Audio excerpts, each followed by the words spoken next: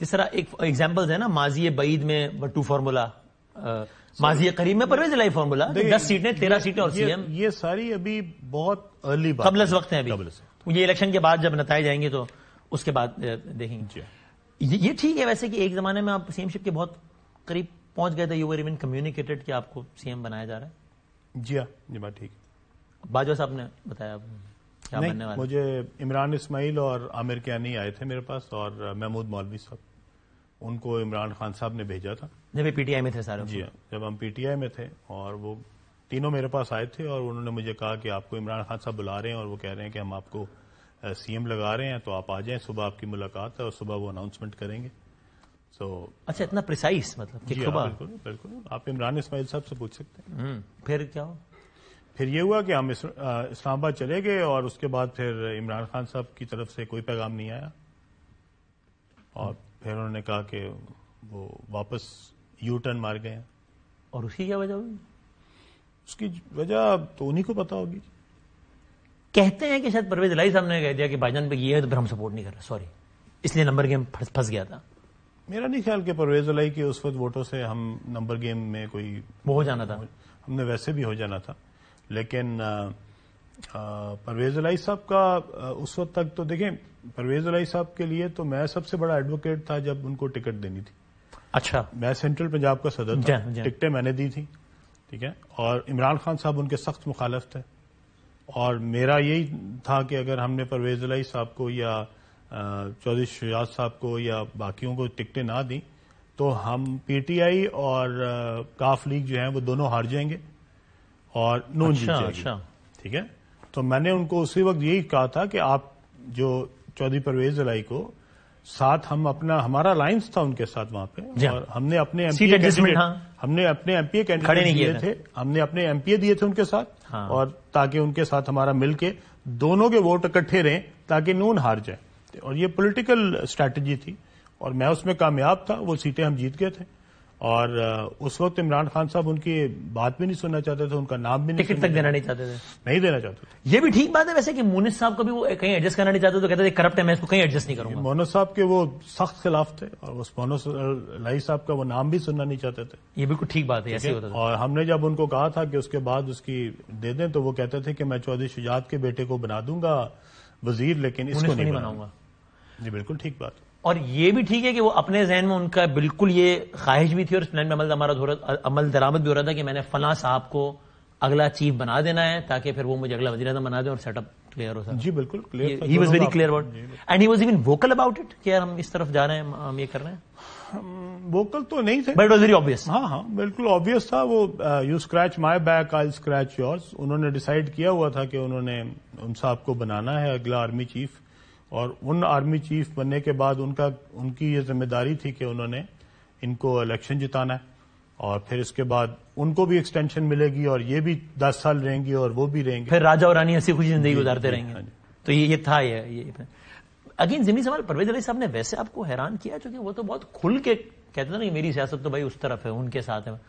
وہ اب جیل میں بھی بیٹھے ہیں, سختیاں بھی برداشت کر رہے ہیں, نہیں چھوڑ رہے خان صاحب کو. مطلب سرپرائز یو کہ I am personally surprised. I didn't expect this from Parvez Ilahi. جی ان کی اگر آپ سیاست دیکھیں تو پچھلے 50-60 سال کی جو ان کی سیاست ہے وہ تو اس کے اپوزٹ ہی رہی ہے. Precisely my point. اور اس دفعہ آ کے انہوں نے اس صاحب کے لیے جو ان کو لیے بہت جو برے خیالات رکھتا تھا, جو سرعام کیا کچھ نہیں کہتے رہے, جو سرعام کہتے ہوتے تھے, اور وہ ہر جگہ پہ بیٹھ کے انہوں نے ان کے خلاف بولا, ان کے لیے وہ اتنا آگے جا رہے ہیں کہ وہ ان کے لیے اپنا سارا کچھ برداشت کر رہے ہیں. تو میرے خیال میں کافی بڑی تبدیلی ہے. حیران کون ہے؟ پتہ نہیں اب وہ کر رہے ہیں یا مونس الہی صاحب کر رہے ہیں, پر جن کے کہنے پہ بھی ہو رہا ہے میرے خیال میں ان کے حساب سے تو وہ کافی بڑی بات ہے. اور جب ہم یہ کہہ رہے ہیں اور آپ بھی کہہ رہے ہیں کہ خان صاحب کے لیے وہ اتنا کچھ کر رہے ہیں اور اتنی سختیاں برداشت کر رہے ہیں, تو ان اے وے پھر ہم بھی یہ سمجھ رہے ہیں نا کہ اگر کوئی بہائنڈ دا بارز ہے تو کسی کیس کی وجہ سے نہیں ہے, کسی کو سپورٹ کرنے کی وجہ سے. تو یہ اٹ سیلف بڑی معصومانہ سی بات نہیں ہے یار. یہ جو اتنے بندے عمران خان کے دور میں اندر گئے تھے, وہ بھی کلیئر ایسے ہی تھا. رانا ثناء اللہ کوئی ہیروئن کی وجہ سے تھوڑی گئے تھے جیل میں, ایسے گئے تھے. میں نے جب رانا ثناء اللہ کے ہوا تو میں نے عمران خان صاحب کو اس میٹنگ میں کہا تھا, اس میں بہت سارے لوگ موجود تھے, اس میں شاہ محمود صاحب بھی تھے, اسد عمر صاحب بھی تھے, یہ سب وہاں پہ بیٹھے ہوئے تھے. اور میں نے ان کو کہا تھا کہ آپ نے یہ جو کام کیا ہے یہ بالکل غلط ہے. یہ جو رانا ثناء اللہ پہ آپ نے کام ڈالا ہے, میں نے کہا وہ تو میں اس کو جانتا ہوں, بڑے پچھلے 20 سالوں سے میں اس کے ساتھ 2002 سے ایم پی اے تھا, تو میرا اس سے تعلق ہے بہت, تو وہ عمران خان صاحب کو بھی پتا. تو وہ مجھے کہنے لگے کہ جی آپ اس کی حمایت میں بول رہے ہیں. میں نے کہا میں اس کی حمایت میں نہیں بول رہا, مجھے رانا ثناء اللہ کا پتا ہے کہ وہ یہ مقدمہ برداشت کر لے گا, لیکن ساتھ میں نے ان کو کہا تھا کہ یہ جو آپ کے سامنے لوگ بیٹھے ہیں یہ مقدمہ برداشت نہیں کر سکیں گے, ٹھیک ہے, because this is A capital punishment مقدمہ, ٹھیک ہے, جس میں آپ کو سزائے موت ہو سکتی تھی, ٹھیک ہے, اور آپ وہ 25 کلو ڈالتے ہی اس لیے کیونکہ وہ ایک خاص مقدار کے اوپر جا کے بعد ضمانت بھی نہیں ہوتی. تو جب آپ نے لوگوں کے اوپر سزائے موت والے مقدمے بنائے ہوں, ٹھیک ہے, تو پھر آج آپ کو کس بات کے اوپر اعتراض ہے؟ کیونکہ جو آپ کریں گے وہی بھگتیں گے, جو آپ بوئیں گے وہی کاٹیں گے, ٹھیک ہے. تو یہ جو گوز اراؤنڈ کمز اراؤنڈ بھی تو ہے نا. خان صاحب was okay with it because impression P T I کی طرف سے یہ دیا گیا بعد میں کہ بھائی ہم کیا کرتے ہیں, اے این ایف نے انہوں نے 4 سال سوائے کہ مقدمہ کر دو, اندر کر دو, اس کے علاوہ انہوں نے کچھ نہیں سوچا. ان کے پاس اور کوئی پروگرام نہیں تھا, ایک ہی پروگرام تھا, جیل بھرو, کہ ان سب کو آپ نے اندر ہی رکھنا ہے. تو یہ خان صاحب happy about Rana Sana being in jail. میں اسپیسیفکلی اس لیے پوچھ رہا ہوں کہ اس کیس کے بارے میں پی ٹی آئی وضاحت دیتی ہے کہ اے این ایف نے بنا دیا, ہمیں کیا پتا ہے. اے این ایف کی کیا مجال ہے جی کہ اے این ایف بنا دے, اور میں حیران ہوں ان لوگوں پہ جنہوں نے قرآن کی قسمیں کھائیں آ کے, ٹھیک ہے بات. اس کے اوپر آپ سوچیں کہ سیاست کیا کیا انسان سے کراتی ہے, کہ آپ نے خدا کی قسمیں کھائیں, آپ نے رسول کی قسمیں کھائیں کہ جناب یہ مقدمہ صحیح ہے, جبکہ ہم سب کو پتا تھا کہ یہ مقدمہ جعلی ہے.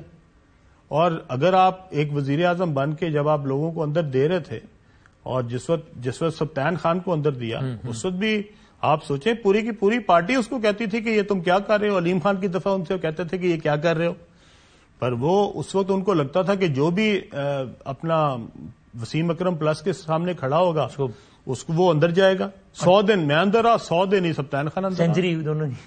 اور خان صاحب جو آپ نے کہا رانا صاحب کے بارے میں, تو انہوں نے کیا کہا جواباً؟ وہ یہی کہتے تھے کہ ہمارا کوئی لینا دینا ہی نہیں ہے.